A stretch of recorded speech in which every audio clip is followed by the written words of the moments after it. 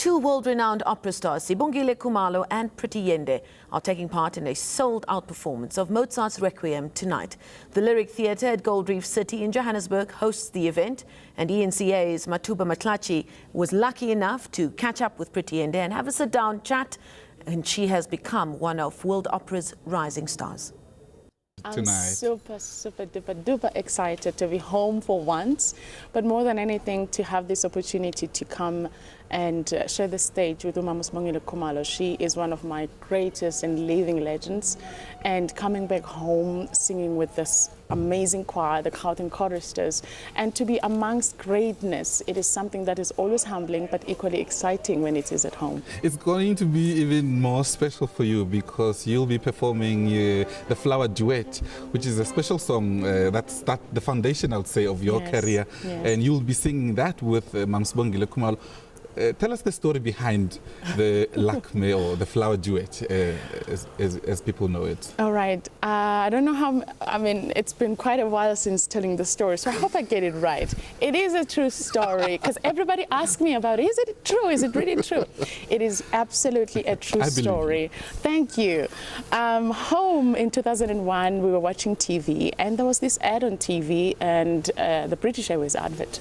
And I was 16 years old at the time, and when I heard this music behind, I was really touched by something supernatural, and I could not honestly believe it was humanly possible. So I went to my high school teacher at the time and I asked him what it was, and he told me it's called opera. I said, well, is it humanly possible? He laughed at me. I said, yes, of course, Pretty, it's humanly possible. And I said to him, teach me.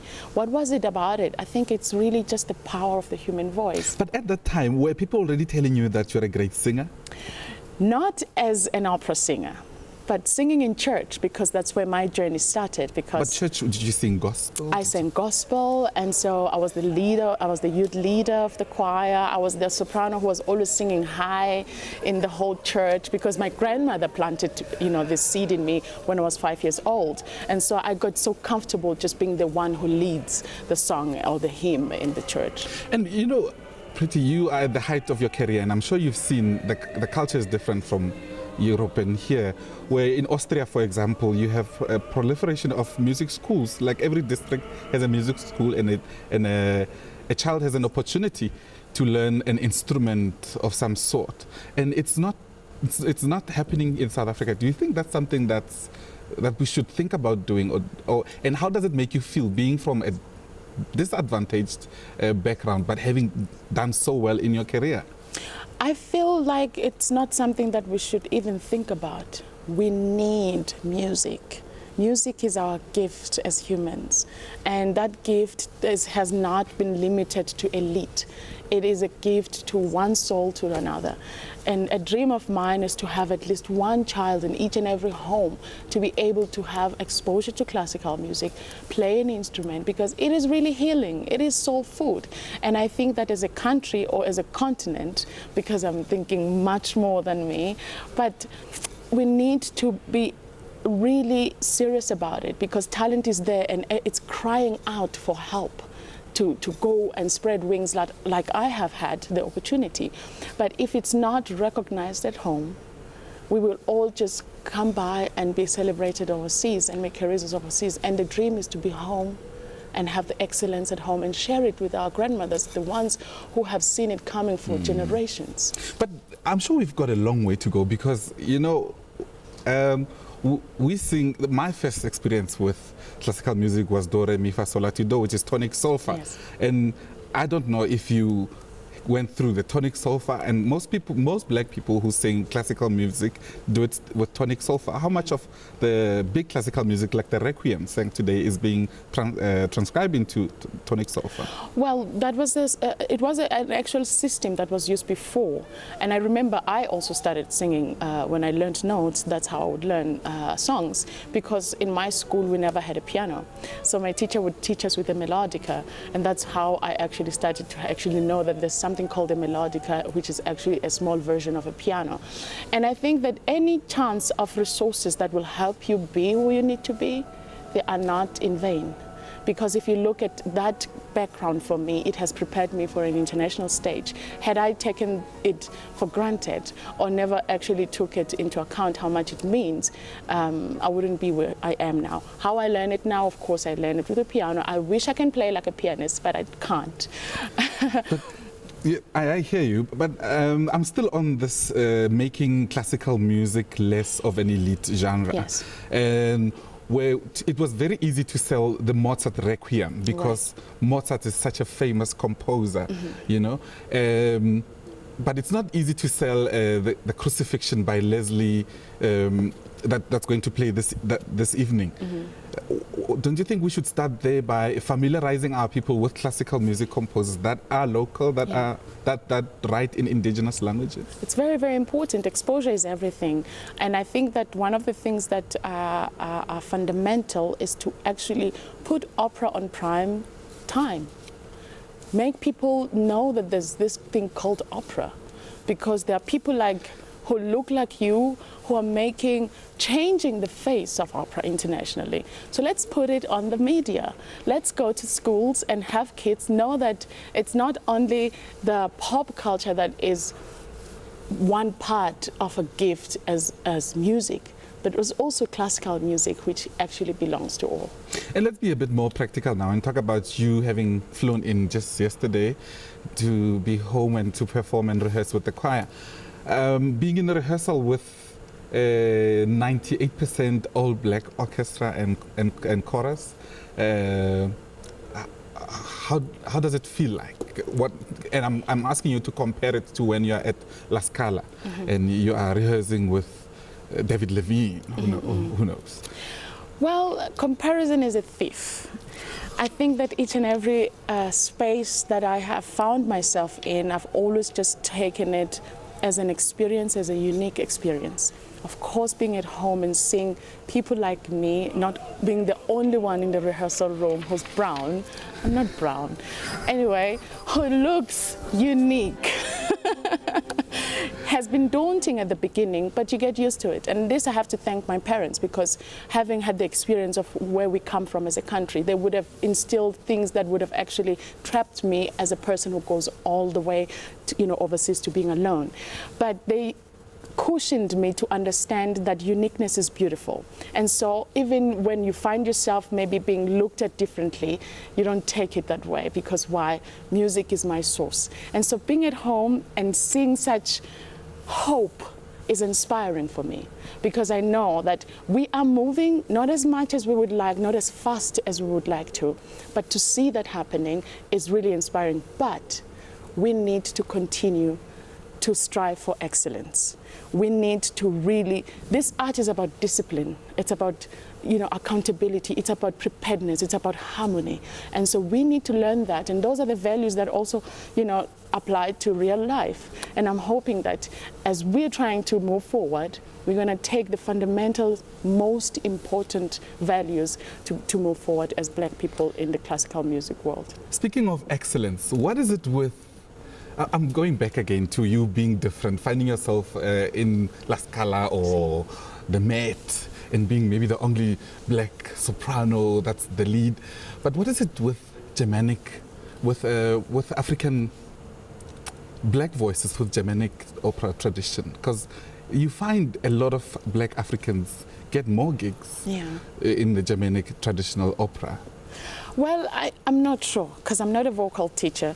But with the little experience that I have, German opera, the German repertoire requires a substantial amount of sound.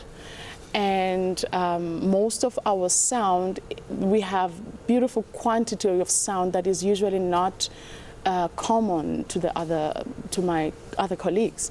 And so I guess the German, especially when we talk about Wagner, who requires a soprano with really meaty sound, and so I would guess that would be it. But guessing is not always a good idea. Okay, maybe last question on being different. But I know people like Luthando Kave, who's doing very well overseas, and many other South Africans who are opera singers in Europe.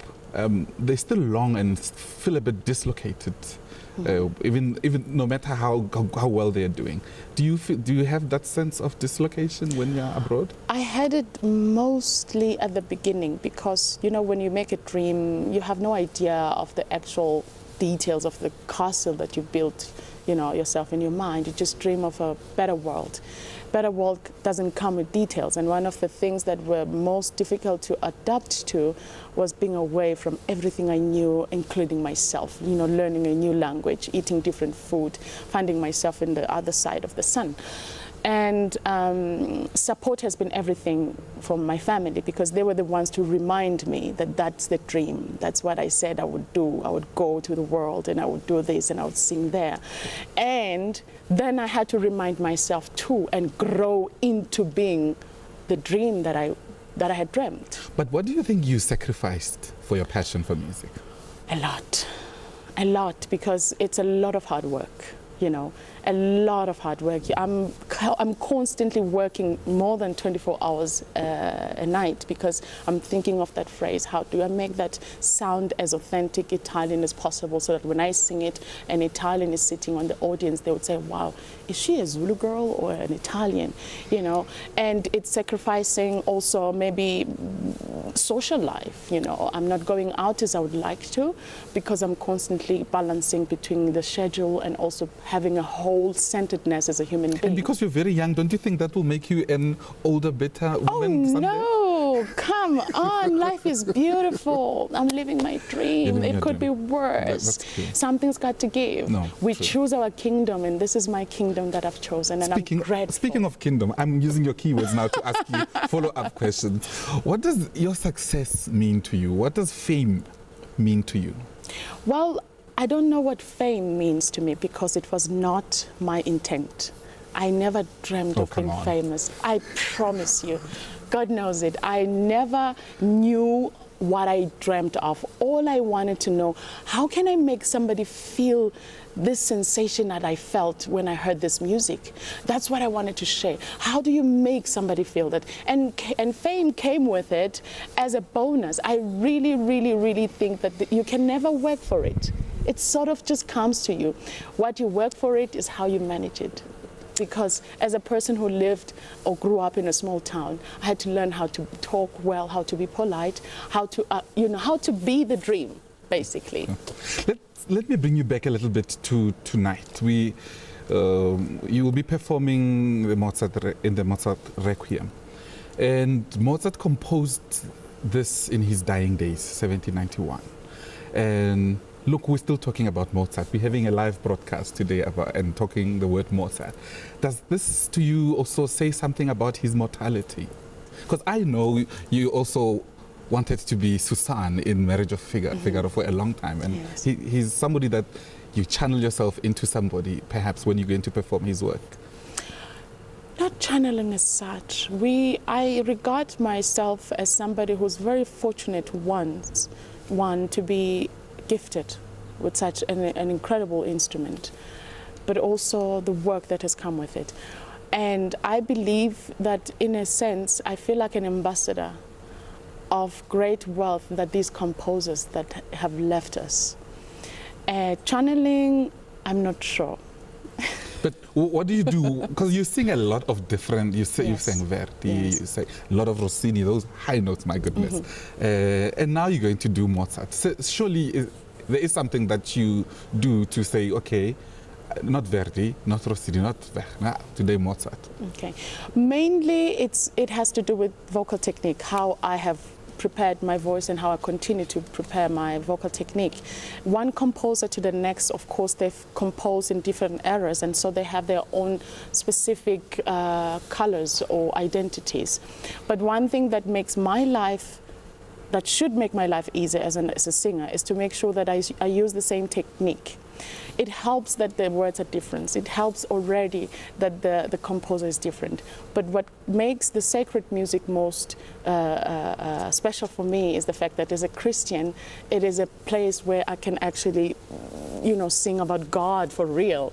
Not about death and him hating me or the tenor wanting another soprano. I've always said that's the irony of sacred music like the Requiem, because some of the best singers I know are atheists, but they sing. So for you, this is also a spiritual thing. Absolutely, especially when it comes to the Mozart Requiem or the sacred music oratorio repertoire in large, because I have taken this core of it, though, that the joy that I find when I sing sacred music is the same joy that I would put in a Je veux vivre or the Italian opera, because beyond the black and white notes, I always believe that there's always a story, and that is where we connect from one soul to the next, because that's where you see yourself, and that's where I see myself in you. And so, in a sense, beyond the big productions, there's always something much more that you and I take home, and that's the gift that I cherish, and that's what I wish that you would take home too. And I call it joy, because I am a person who's been very blessed to live in a loving family, grow up in joy and love, and that's what I want to share with everyone.